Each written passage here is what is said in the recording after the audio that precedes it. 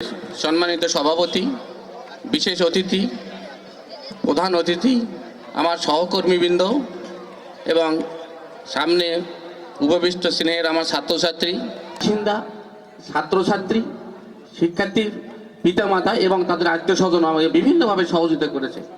এই স্কুলের সভাপতি ছিলেন বুলবুল ইসলাম। উনি 18 বছর সভাপতি ছিলেন। আমি ছাত্র জীবন থেকে তার বাসায় একটু এদিক দিয়ে যাইতাম, যাওয়ার সঙ্গে সঙ্গে একটু তাদের বাসা থেকে একটু মেহেন্দি নিতাম। আমি যখন ক্লাস 9-এ পড়ি তখন বলে এই ছেলের যন্ত্রণায় আর পারা গেল না, মেহেন্দির কাজটাই কাটে দিতে হবে। আমি বললাম কাটেন না, আমাকে মাঝে মাঝে একটু মেহেন্দি দেন। এই যে একটা স্মৃতিগুলো মনে আছে। যদি বুলুল হয় জানতো যে এই ছেলেটা বড় হয়ে কোনো একদিন এই স্কুলে হেড স্যার হবে, তাহলে হয়তো একটু মেহেন্দির পাতা হয়তো বেশি দিত হতো আমাকে। যাই হোক, সেগুলো কথার বলে লাভ নাই, যা হবার হয়েছে। আমি এই জন্য আজকে বেশি কথা বলতে পারছি না। তোমরা রোদের মধ্যে অনেক দাঁড়িয়ে আসো এবং স্যারও আসতে হয়তো একটু বিলম্ব হয়েছে হয়তো। যাই হোক, দুটি কথা বলবো। তোমরা ভালো করে লেখাপড়া করবে, লেখাপড়ার কোনো বিকল্প নেই, লেখাপড়ার কোনো বিকল্প নেই। আর অধ্যাবসায় এমন একটা জিনিস, এটা ছোটবেলা থেকে শিখতে হয়। টাইমটা একটু ছোটবেলা থেকে শিখতে হয়, নিয়মকানুনটা ছোটবেলা থেকে শিখতে হয়। তোমরা এটা নিয়মকানুনভাবে মানে চলবে, স্বাস্থ্যের প্রতি নজর দিবে।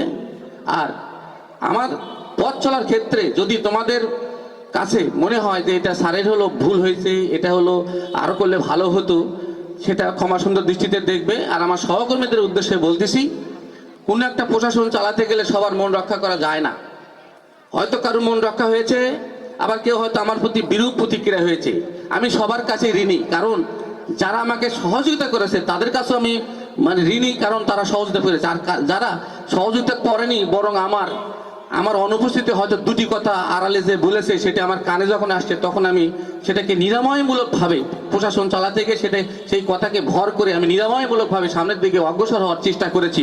অতএব আমি যারা ভালো আমাকে সহযোগিতা করেছে তাদের কাছে আমি ডাইরেক্ট ঋণী, আর যারা হালকা হলেও অসহযোগিতা করেছে তাদের কাছে আমি ইনডাইরেক্ট ঋণী। কারণ তাদের ওই সমালোচনাটা না থাকলে আমি পরবর্তী পদক্ষেপটা ভালো করে নিতে পারতাম না। যা হোক, ভুল দুটি মানুষেরই হয়।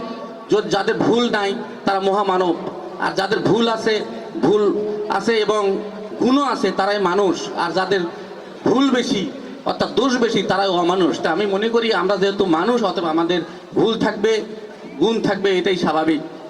আমরা আল্লাহকে মানব, পিতামাতাকে মানব, শিক্ষকদের সম্মান করব, এটাই আমাদের ব্রত হওয়া উচিত।